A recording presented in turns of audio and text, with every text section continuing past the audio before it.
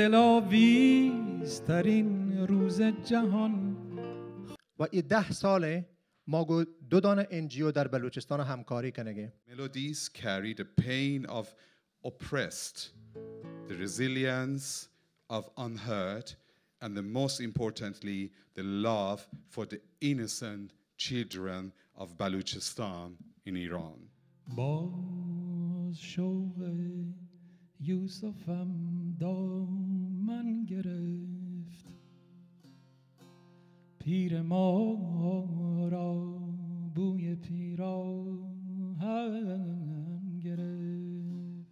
Det baluchiska språket, som för övrigt tillhör samma språkfamilj som svenska, nämligen ett indoeuropeiskt språk. این شانسی که به من دق بوده برگردین و ببیتی مردم ببیتی ملک. رنگ و بوی فرهنگ بلوچ را به همگان یادآور می شود. چما کولن ترا بانوک چه دورند زبان دیم روی یا دیم روانه.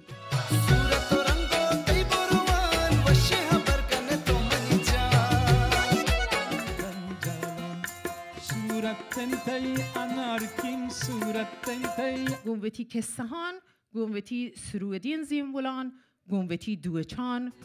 مجنون نبودم، مجنونم کردی، از شهر خودم بیرونم کردی. måste jag säga det en gång till. Pusti.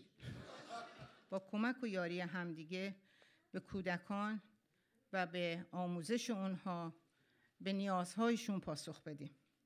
بلوچی دست دو چه یک بره زانن که ای چه کجا خطین و چه قومیه. دمش فدای غمزه کردم، دل خوشم که طور نمزه کردم، پیش پاد میشینم دو زانو، ماه پیشانو جان ماه پیشانو. روشن تیوی هم پخش کنگه و ایران اینترنشنال هم زحمت کشته دعات کنند. Ära för mig att få hälsa er välkomna till den andra baluchiska kulturdagen.